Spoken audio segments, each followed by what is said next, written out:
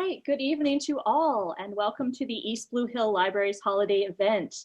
If you're not currently muted, please go ahead and do so. We are so glad you have joined us. For those who do not know me, I am Catherine Marsh, current president of the Board of Trustees, and here with me in the library is Veronica Young, our vice president. We are broadcasting from the library in the East Blue Hill Village on this cold, rainy, and dark night, one day before the winter solstice. And our goal is to bring some light and festive cheer into the darkness as we come to the end of 2020. There is one key reminder for tonight. Unless you are the person reading, please make sure that you are muted on Zoom so that everyone can hear our music and the story clearly. And because this is our first virtual production, there may be a few mishaps, but that is considered part of the fun, and we will all do our best. Now, before we begin, allow me to give you a brief introduction to the story we are about to tell. A Child's Christmas in Wales is a piece of prose by the Welsh poet Dylan Thomas, recorded by Thomas in 1952. In his later poetry and prose, Thomas became fascinated with the perennial Welsh theme of remembrancing. Remembrancing refers to the process of trying to recall the past, with all of its delights and amusement, and all of its pain and despair. The narrative combines three sets of myths, those associated with childhood, Christmas, and Wales. The story follows a rough chronology, an accumulation of humorous anecdotes and acute observations charting the weather, presents, games, food, tales, singing, and finally bed. We hope this story will remind you of your own holidays past and inspire you for the holidays yet to come. To bookend our story and set the tone, we will have music both before and after the reading. And now, to introduce our musical guest, let me turn the microphone over to Vice President Veronica Young. Thank you, Madam President. The East Blue Hill community, as many of you know, is blessed with an outstandingly talented individuals in all the arts. And our neighbor, Grammy nominee Stephen Bryant, is a wonderful example. His stunning bass baritone voice has taken him around the world, performing in concerts and operas to great acclaim in the United States, Europe, the Middle East, and Asia. And now, this evening, in his own East Blue Hill backyard. We are privileged to have Stephen open our holiday event with Good King Wenceslas and to close with the Wexford Carol. Stephen Bryant.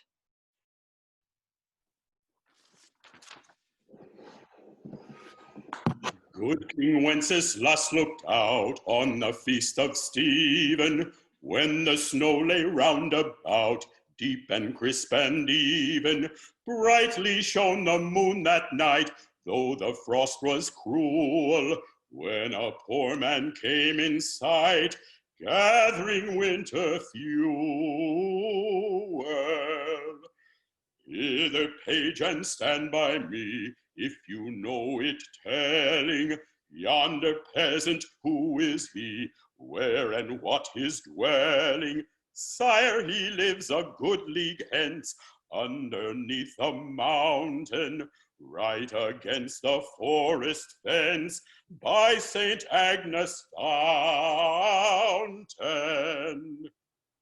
Bring me food and bring me wine, bring me pine logs hither, you and I will see him dine, when we bear them thither. Page and monarch, forth they went together, through the rude wind's wild lament, and the bitter weather. Sire, the night is darker now, and the wind blows stronger. Fails my heart, I know not how, I can go no longer. Mark my footsteps, my good page, tread thou in them boldly. You shall find the winter's rage freeze your blood less coldly. In his master's steps he trod, where the snow lay dinted. It was in the very sod which the saint had printed. Therefore, people, now be sure, wealth or rank possessing, you who now will bless the poor, shall yourselves find blessing.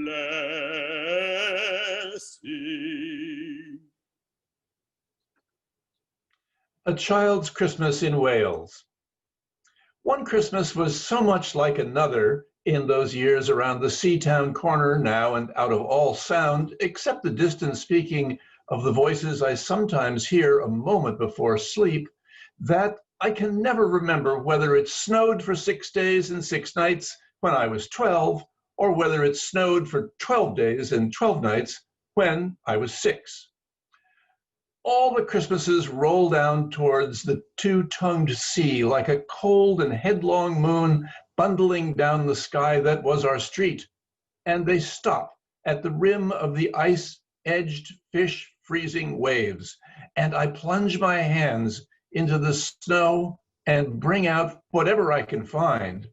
In goes my hand into that wool-white, bell-tongued ball of holidays, resting at the rim of the carol-singing sea, and out come Mrs. Prothero and the firemen. It was on the afternoon of the day of Christmas Eve, and I was in Mrs. Prothero's garden, waiting for cats with her son Jim. It was snowing. It was always snowing at Christmas. December, in my memory, is white as Lapland, though there were no reindeers. But there were cats, patient, cold, and callous, our hands wrapped in socks. We waited to snowball the cats. Sleek and long as jaguars and horrible whiskers, spitting and snarling, they would slink and sidle over the white back garden walls. And the lynx-eyed hunters, Jim and I, fur-capped and moccasined trappers from Hudson Bay off of Mumbles Road, would hurl our deadly snowballs at the green of their eyes. The wise cats never appeared. We were so still, Eskimo-footed Arctic marksmen in the muffling silence of the eternal snows, eternal ever since Wednesday, that we never heard Mrs. Prothero's first cry from her igloo at the bottom of the garden. Or, if we heard it at all, it was to us like the far-off challenges of our enemy and prey, the neighbor's polar cat. But soon, the voice grew louder. "Fire!" cried Mrs. Prothero, and she beat the dinner gong. And we ran down the garden with the snowballs in our arms toward the house. And smoke indeed was pouring out of the dining room. And the gong was bombulating, and Mrs. Prothero was announcing ruin like a town crier in Pompeii. This was better than all the cats and whales standing on the wall in a row. We bounded into the house laden with snowballs and stopped at the open door of the smoke-filled room. Something was burning, all right. Perhaps it was Mr. Prothero, who always slept there after midday dinner with a newspaper over his face. But he was standing in the middle of the room saying, "A fine Christmas," and smacking the smoke with a slipper. "Call the fire brigade," called Mrs. Prothero as she beat the gong. "They won't be there," said Mr. Prothero. "It's Christmas." There was no fire to be seen, only clouds of smoke, and Mr. Prothero standing in the middle of them, waving his slipper as though he were conducting. "Do something," he said. And we threw all our snowballs into the smoke. I think we missed Mr. Prothero and ran out of the house into the telephone box. "Let's call the police as well," Jim said, "and the ambulance. And Ernie Jenkins, he likes fires." But we only called the fire brigade, and soon the fire engine came, and 3 tall men in helmets brought a hose into the house, and Mr. Prothero got out just in time before they turned it on. Nobody could have had a noisier Christmas Eve. And when the firemen turned off the hose and were standing in the wet, smoky room, Jim's aunt, Miss Prothero, came downstairs and peered in at them. Jim and I waited very quietly to hear what she would say to them. She said the right thing, always. She looked at the three tall men in their shining helmets standing among the smoke and cinders and dissolving snowballs. And she said, "Would you like anything to read?"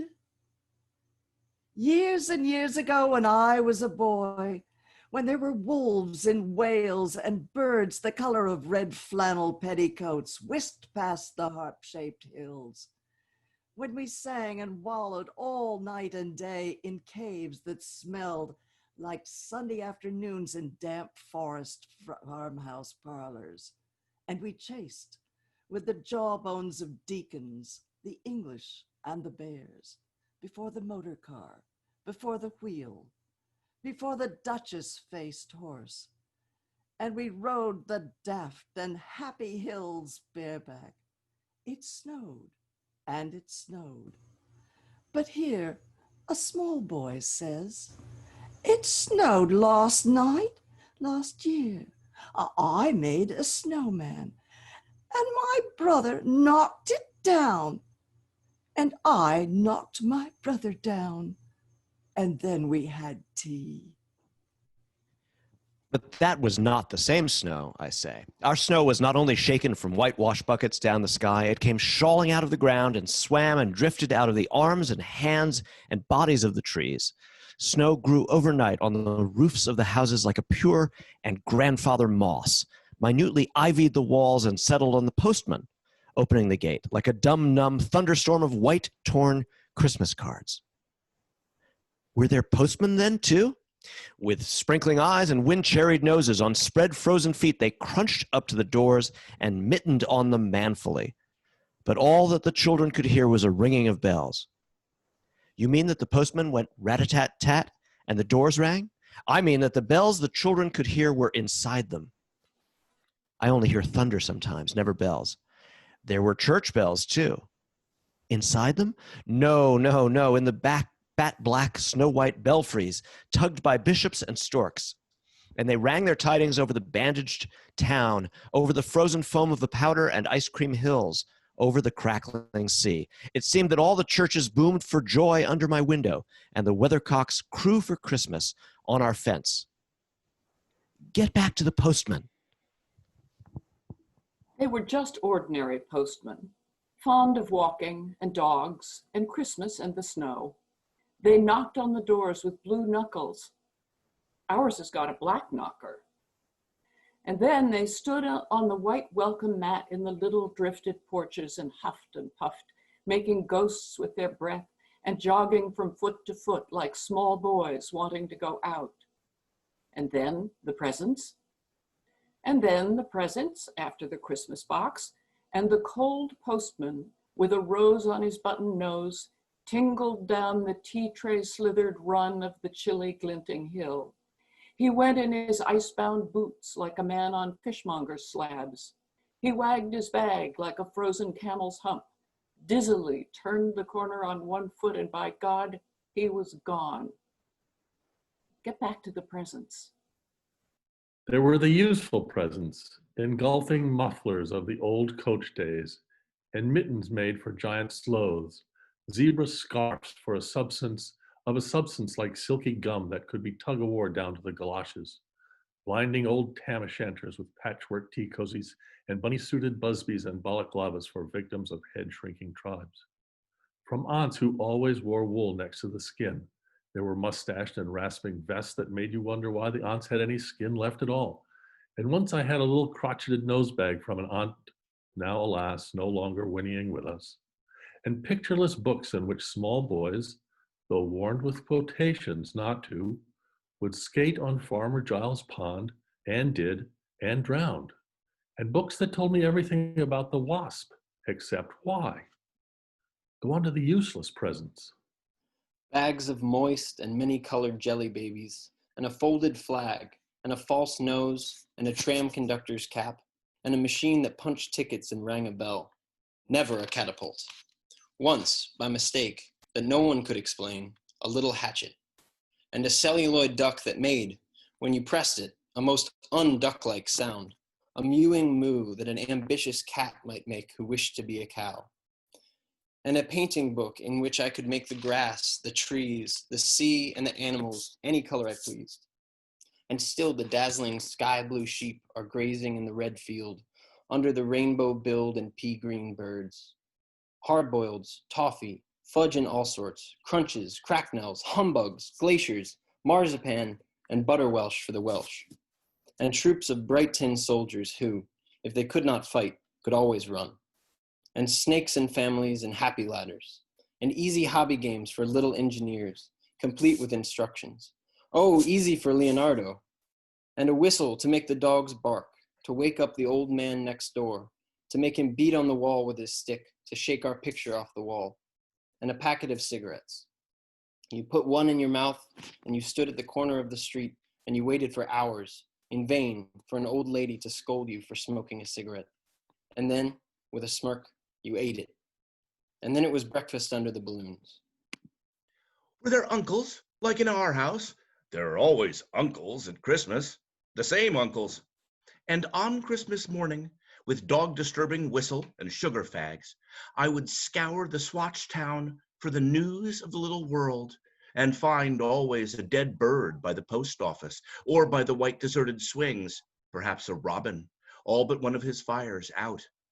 Men and women waiting or scooping back from chapel with tap-room noses and wind-bust cheeks, all albinos, huddle their stiff black jarring feathers against the irreligious snow. Mistletoe hung from the gas brackets in all the front parlors. There was sherry and walnuts and bottled beer and crackers by the dessert spoons. And cats in their furabouts watched the fires, and the high-heaped fire spat, all ready for the chestnuts and the mulling pokers.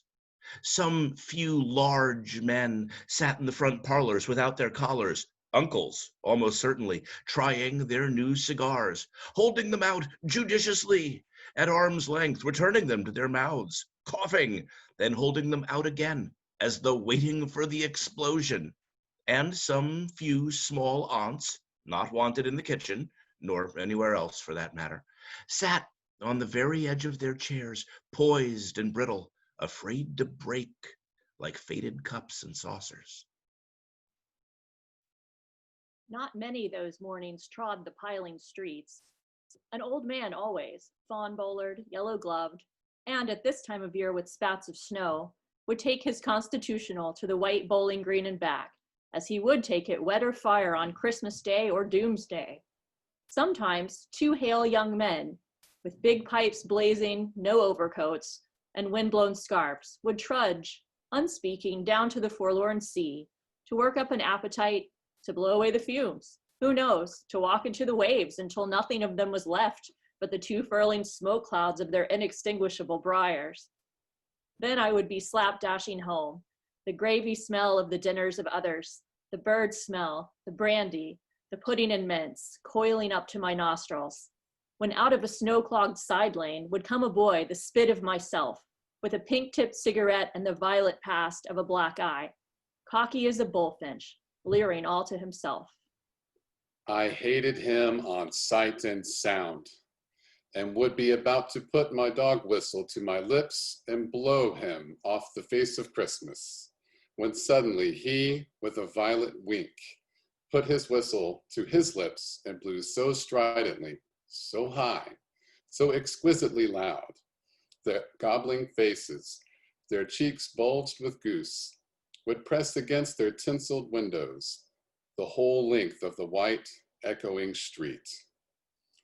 For dinner, we had turkey and blazing pudding, and after dinner, the uncles sat in front of the fire, loosened all buttons, put their large moist hands over their watch chains, groaned a little, and slept. Mothers, aunts, and sisters scuttled to and fro, bearing tureens. Auntie Bessie, who had already been frightened twice by a clockwork mouse, whimpered at the sideboard and had some elderberry wine. The dog was sick. Auntie Dosey had to have 3 aspirins, but Auntie Hannah, who liked port, stood in the middle of the snowbound backyard, singing like a big-bosomed thrush. I would blow up balloons to see how big they would blow up to. And when they burst, which they always did, the uncles jumped and rumbled.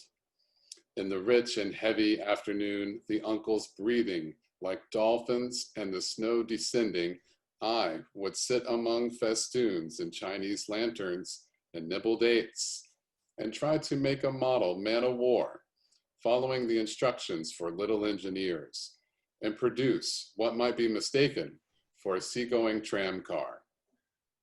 Or I would go out, my bright new boots squeaking, into the white world, onto the seaward hill, to call on Jim and Dan and Jack, and to pad through the still streets, leaving huge footprints on the hidden pavements. I bet people will think there's been hippos. What would you do if you saw a hippo coming down our street? I'd go like this, bang! I'd throw him over the railing and roll him down the hill, and then I'd tickle him under the ear, and he'd wag his tail. What would you do if you saw 2 hippos? Iron-flanked and bellowing he-hippos clanked and battered through the scudding snow toward us as we passed Mr. Daniel's house. Let's post Mr. Daniel a snowball through his letterbox. Let's write things in the snow. Let's write, Mr. Daniel looks like a spaniel all over his lawn. Or we walked on the white shore. Can the fishes see it's snowing?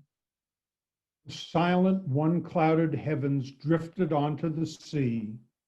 Now we were snowblind travelers, lost on the North Hills, and vast dewlap dogs with flasks round their necks ambled and shambled up to us, baying Excelsior.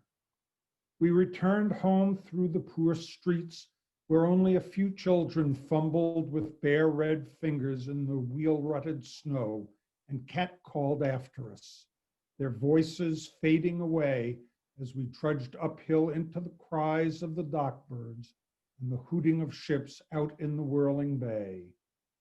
And then, at the tea, recovered uncles would be jolly, and the ice cake loomed in the center of the table like a marble grave.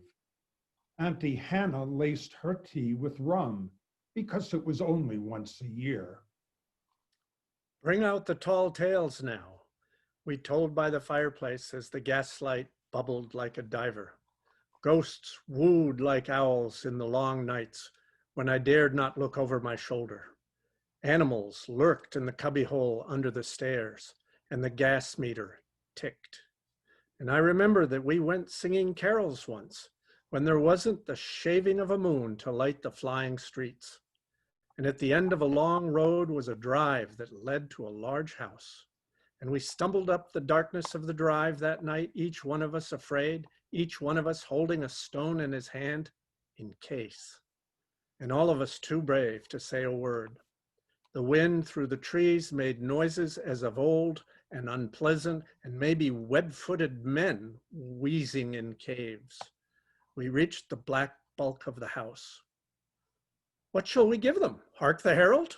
No, Jack said. Good King Wenceslas, I'll count 3. 1, 2, 3. And we began to sing, our voices high and seemingly distant in the snow-felted darkness round the house that was occupied by nobody we knew. We stood close together near the dark door. Good King Wenceslas looked out on the feast of Stephen. And then a small, dry voice, like the voice of someone who has not spoken for a long time, joined our singing. A small, dry, eggshell voice from the other side of the door. A small, dry voice through the keyhole. And then we stopped running. We were outside our house. The front room was lovely. Balloons floated under the hot water bottle gulping gas. Everything was good again and shone over the town. Perhaps it was a ghost, Jim said. Perhaps it was trolls, Dan said, who was always reading. Let's go in and see if there's any jelly left, Jack said. And we did that. Always on Christmas night, there was music. An uncle played the fiddle. A cousin sang Cherry Ripe, and another uncle sang Drake's Drum. It was very warm in the little house.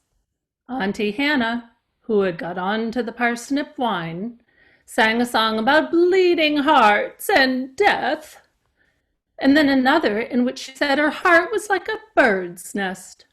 And then everybody laughed again. And then I went to bed.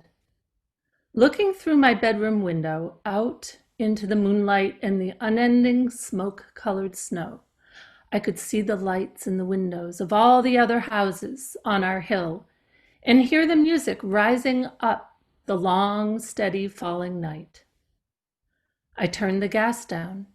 I got into bed. I said some words to the close and holy darkness, and then I slept.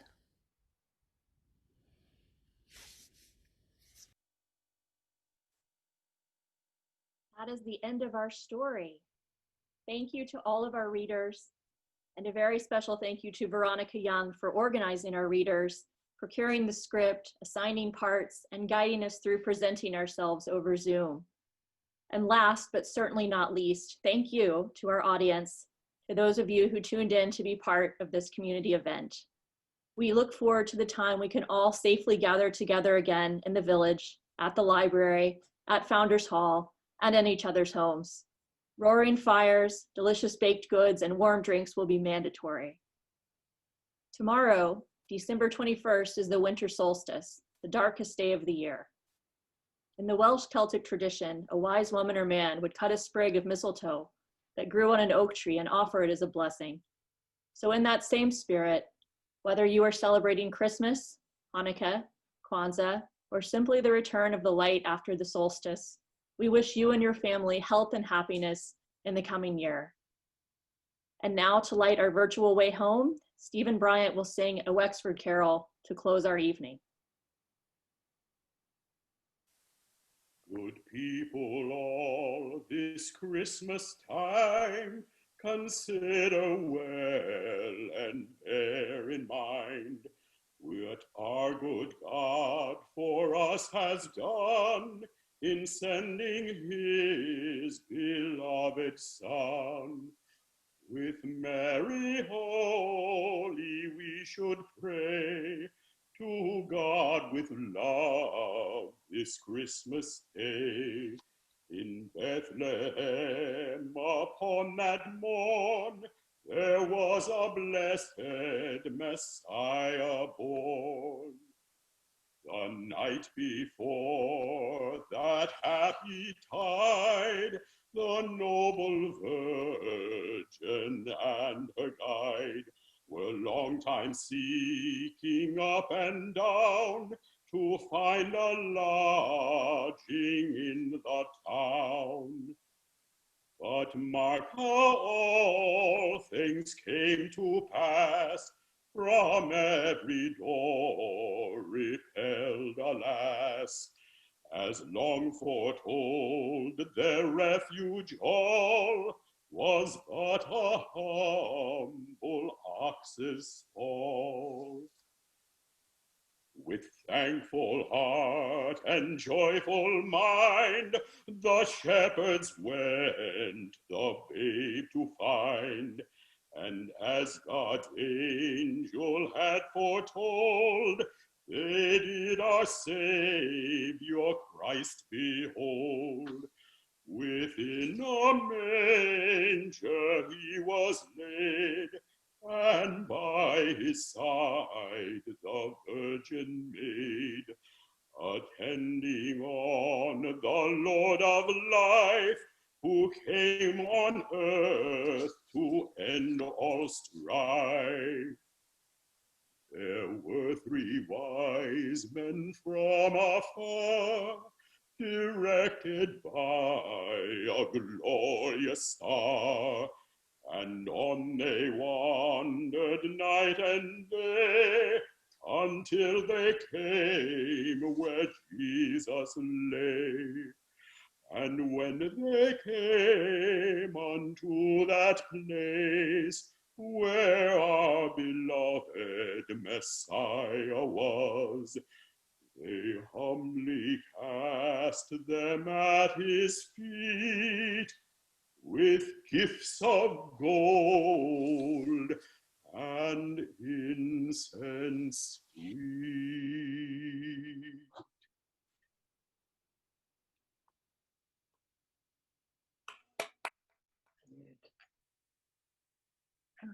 Where? Thank you, Stephen, for that beautiful music. Audience, if you would like, you may now unmute yourselves and offer your thanks to our singer and readers. Thanks for joining us tonight, and we'll look forward to seeing you again in 2021. Thank you. This was great. Bravo. Thank you. All. Thank you, Veronica. Thank you. Thanks, Veronica. Thanks, Catherine. Thank you. Thank you. Thanks so much.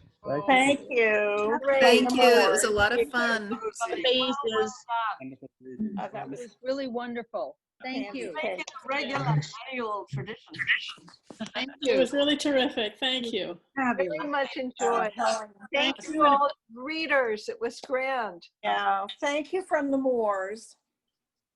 Nice to hear you, Rosie. Oh, there's Linda. So good to see everyone. Great. Hi, Linda. And there's Nancy. Hello, Nancy. Nancy Hoffman. Hi there.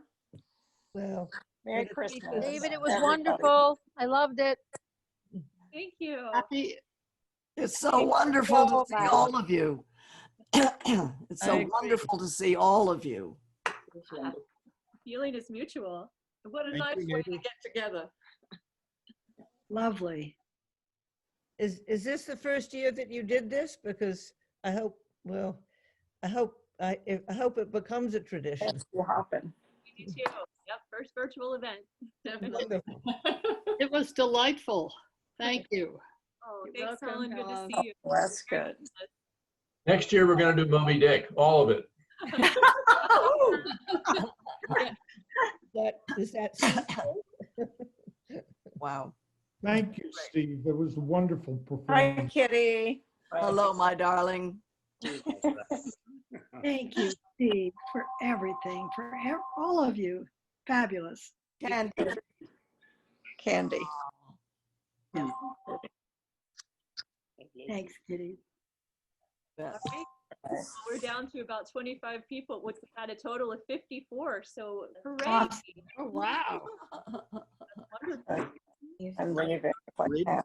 All right. Well, I think we're going to end the meeting now. Thanks again to everyone. Merry Christmas, happy holidays. Stay warm and safe. You Thank you very much. Thank you. For God's sake, take that Happy vaccine when it solstice. comes. Thank you Yeah. all. Solstice. Good night.